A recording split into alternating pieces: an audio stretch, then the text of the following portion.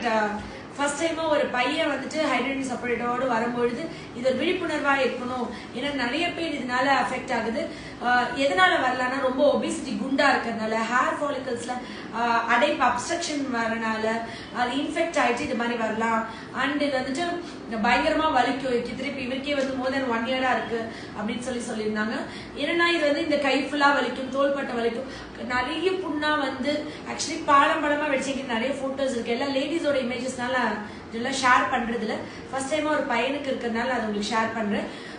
இன்னொன்னு என்னன்னா, டைரக்டா பெர்ஃபியூம் எப்பவுமே ஸ்ப்ரே எல்லாமே வந்து ஷர்ட் மேல இப்படி, நான் அஸ்வினி சொல்ற ஷர்ட் இப்படி பிடிச்சி இப்படி அடிக்கணும்.